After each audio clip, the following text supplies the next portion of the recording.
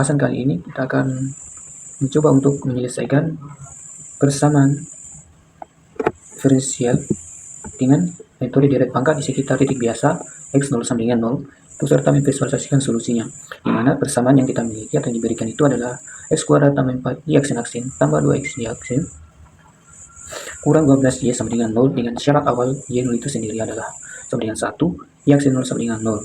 Kemudian untuk langkah awal yang perlu diperhatikan itu adalah menganalisis titik singularnya terlebih dahulu dengan cara mengubahnya ke bentuk standar persamaan linear orden 2. Kemudian sehingga kita dapatkan bentuk persamaannya yaitu px y aksen tambah qx y aksen tambah rx y sama dengan 0. Kemudian untuk nilai dari px itu sendiri adalah x kuadrat tambah 4, qx itu 2, nilainya sama dengan 2x, sementara untuk rx sama dengan negatif 12. Sehingga kemudian kita perhatikan kembali dalam bentuk persamaan awal tadi, untuk berbentuk px itu kita bagi dengan keseluruhan persamaan diferensialnya, yaitu koefisien px itu sendiri kita bagi dengan koefisien px itu sama dengan x kuadrat tambah 4 ke dalam persamaan diferensialnya, sehingga kita dapatkan nilainya yaitu y aksen itu ditambah 2x per x kuadrat tambah 4 y aksen kurang 12 per x kuadrat tambah 4 y sama dengan 0.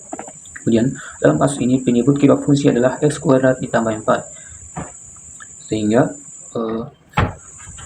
kita perlu cari kapan penyebutnya itu 0, maka kita substitusikan yaitu x kuadrat ditambah 4 sama dengan 0, kemudian x kuadrat itu sama dengan negatif 4, sehingga kita dapatkan nilai x yaitu sama dengan plus minus akar negatif 4 sama dengan plus minus 2i. Kemudian langkah selanjutnya itu adalah mengklasifikasi titik ekspansi dengan cara mencari solusi deret pangkat sekitar x0 sama dengan 0, dimana di sini kita perlu periksa nilai px-nya di x0 sama dengan 0, sehingga kita substitusikan p0 itu sama dengan 0 kuadrat tambah 4, maka kita dapatkan nilainya sama dengan 4. Kemudian karena p0 sama dengan 0 itu atau y yaitu 4 tidak sama dengan 0, maka fungsi koefisien px dan px itu terdefinisi dan analitik di x0 sama dengan 0.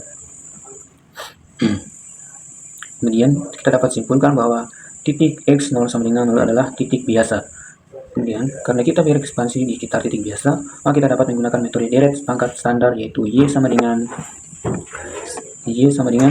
sigma n sama dengan 0 sehingga menyudah hingga an x pangkat n.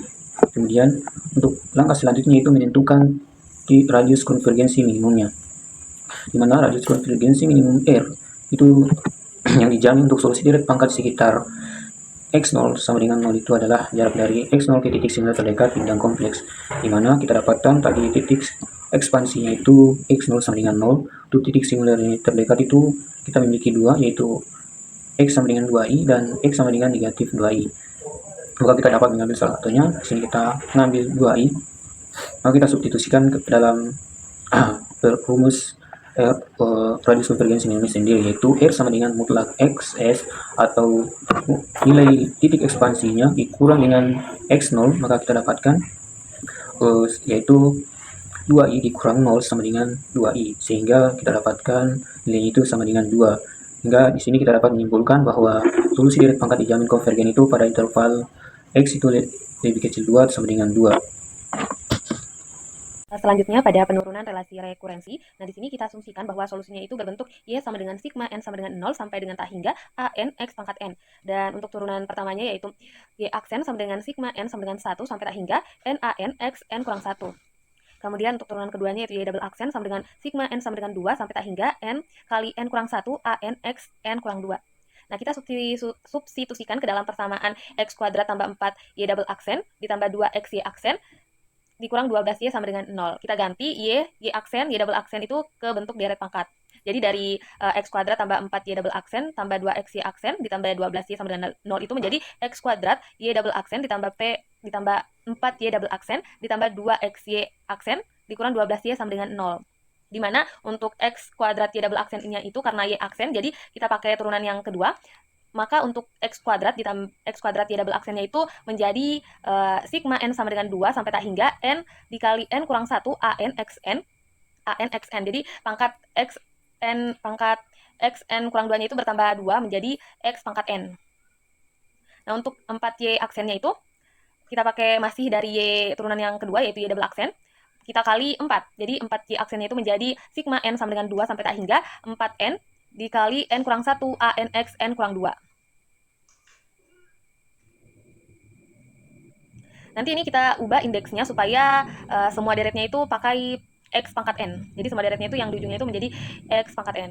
Caranya itu N itu menjadi N tambah 2, supaya pangkatnya itu tetap menjadi X pangkat N. Sehingga kita dapat hasilnya yaitu sigma N sama dengan 0 sampai tak hingga 4 dikali N tambah 2 dikali N tambah 1 A N tambah 2 X pangkat N. Nah, untuk berikutnya yaitu 2X Y aksen. Karena dia Y aksen berarti kita pakai yang turunan pertamanya, yaitu sigma N sama dengan 1 sampai tak hingga N A N X pangkat N kurang 1. Maka kita dikali 2, maka hasilnya itu 2X Y aksen sama dengan sigma N sama dengan 1 sampai tak hingga 2 N A N X pangkat N.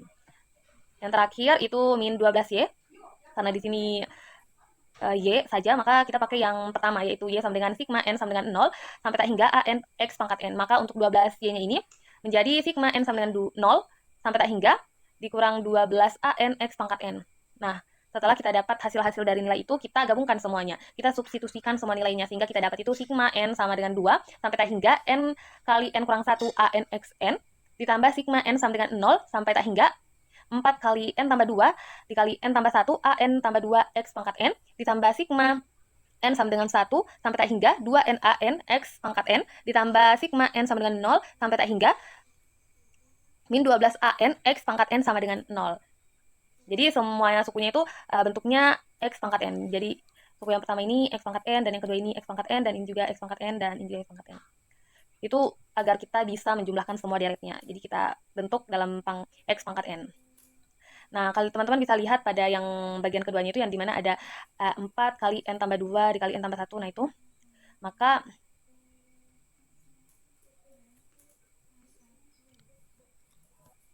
teman-teman bisa lihat di bagian ini N dikali N kurang 1, kemudian 2N, kemudian min 12.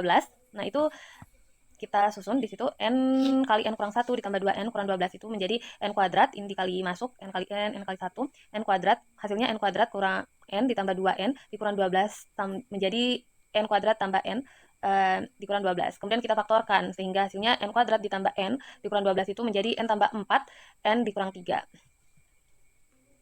Sekarang kita pindahkan AN ditambah 2 ke satu sisi. Jadi hasilnya itu menjadi 4 dikali N tambah 2 dikali N tambah 1 AN tambah 2 ditambah N tambah 4 dikali N kurang 3 AN sama dengan 0. Atau ditulis 4N tambah 2 N tambah 1 AN tambah 2 sama dengan min 6 N tambah 4 dikali N kurang 3 AN. Kita bagi kedua ruasnya itu dengan 4 kali N tambah 2 N tambah 1, sehingga hasilnya kita dapat di sini AN tambah 2 sama dengan min N tambah 4 dikali N kurang 3 per 4 kali N tambah 2 dikali N tambah 1 AN. Maka di sini kita dapatkan relasi rekurensi utamanya, yaitu yang ini. Jadi inilah inti dari metode deret pangkat. Rumus ini akan memungkinkan kita menghitung setiap koefisien berikutnya dari koefisien sebelumnya. Artinya setiap koefisien A N tambah 2 itu bisa dihitung dari koefisien sebelumnya. Maksudnya kalau kita tahu A0-nya berapa, maka kita bisa cari A2-nya. Kalau kita tahu A2-nya, maka kita bisa cari A4-nya, dan begitu seterusnya. Itu untuk yang genap.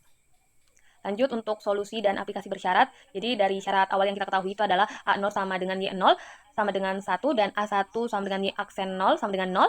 Karena A1 sama dengan 0 dan rekurensi hanya menghubungkan AN tambah 2 dengan AN, maka semua koefisien ganjil itu bernilai 0. Maka yang solusi yang kita miliki itu hanya suku-suku genap. Jadi yang A0, A2, A4, A6, A8, dan seterusnya.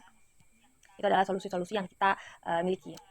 Nah, untuk selanjutnya yaitu menghitung setiap koefisien dengan rumus rekurensi, yaitu dimana jika N-nya sama dengan 0, N-nya sama dengan 2, dan N-nya sama dengan 4, dan seterusnya. Di sini teman-teman bisa lihat dimana jika N-nya sama dengan 2, maka nilai N-nya itu kita ubah menjadi 0, kemudian kita hitung, dan kita dapat bahwa A0-nya itu sama dengan 3/2, begitupun A4, kemudian A6, kemudian A8, dan seterusnya. Maka 4 suku tak 0 pertama yaitu kita dapat Y sama dengan 1 ditambah 3/2X kuadrat ditambah 3/16X pangkat 4 dikurang 1/80X pangkat 6 ditambah dan seterusnya. Nah, ini adalah solusi yang memenuhi Y 0 sama dengan 1 dan Y aksen 0 sama dengan 0. Dimana setiap penambahan suku itu membuat hasilnya semakin mendekati bentuk fungsi yang lebih akurat di sekitar X sama dengan 0.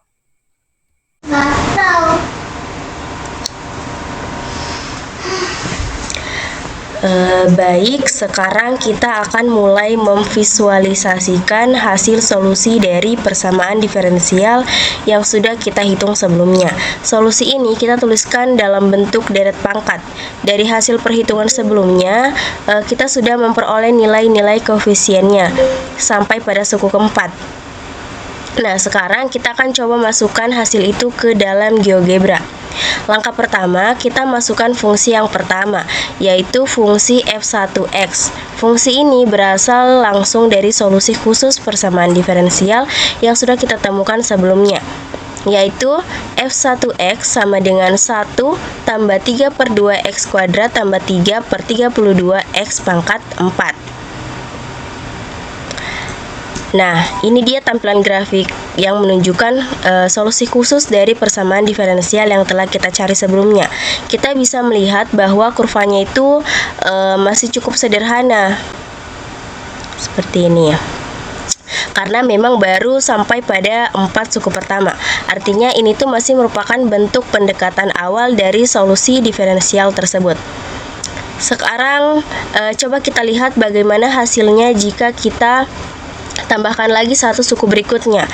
Kita gunakan rumus yang sama seperti sebelumnya, dan dari hasil perhitungan kami suku ke-6-nya itu sudah kita dapatkan, yaitu f2x sama dengan 1 tambah 3 per 2 x kuadrat tambah 3 per 32 x pangkat 4 tambah 27 per 48. Nah, oke, setelah kita input dan terlihat di sini grafiknya itu sudah mulai berwarna.